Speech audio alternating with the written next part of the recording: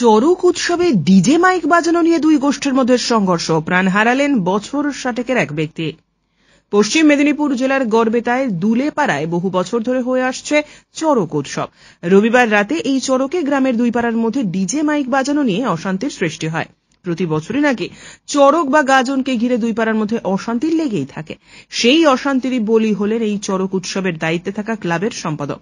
বছর 60-এর মৃত ব্যক্তির নাম ষষ্ঠী দুলে। ইতিমধ্যেই ঘটনার তদন্তে নেমে বেশ কয়েকজনকে গ্রেপ্তার করেছে গড়বেতা থানার পুলিশ।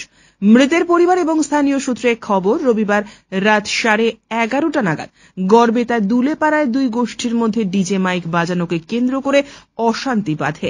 দুই গোষ্ঠীর মধ্যে ইট বৃষ্টি শুরু হয়। গন্ডগোলের মধ্যেই ইটের আঘাতে মৃত্যু হয় ক্লাবের সম্পাদক ষষ্ঠী দুলের। মৃত ব্যক্তি পিডব্লিউডি দপ্তরের কর্মী ছিলেন। ষষ্ঠী দুলের ছেলে বুম্বা দুলে জানান, প্রতি বছরই পাশে হাই স্কুল পাড়ায় ছেলেরা এই চড়কে অশান্তি সৃষ্টি করে।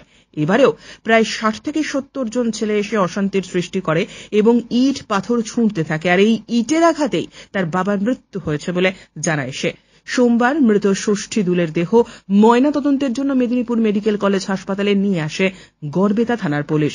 ইতিমধ্যেই বেশ কয়েকজনকে গ্রেপ্তারের পাশাপাশি ঘটনার তদন্ত শুরু করেছে পুলিশ।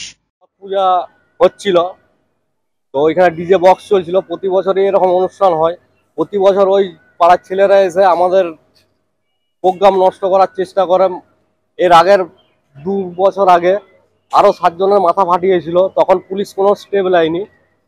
আর এই বছর আমার নিজের বাবাকে পান দিতে হলো ওই চড়ক পূজা করানোর জন্য। ছেলেরা নৃশংসভাবে মেরেছে। হাই স্কুল পাড়ার ছেলে, গড়বেতার হাই স্কুল পাড়ার ছেলেরা 60-70 জন ছিল।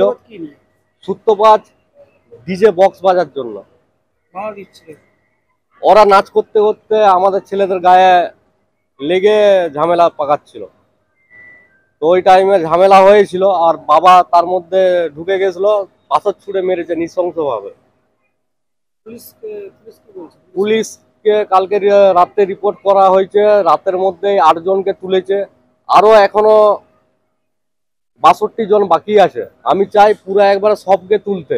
আমি কাউকে ছাড়তে চাইনি। আমার বাবার যারা খুনি তারা বরাবর শাস্তি পাক। বাবার নাম ষষ্ঠী দুলে। বাবা ক্লাবের সেক্রেটারি ছিল।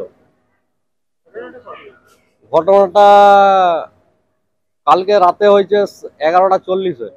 পশ্চিম মেদিনীপুর থেকে সুদীপ নন্দীর প্রতিবেদন, চ্যানেল 24/7।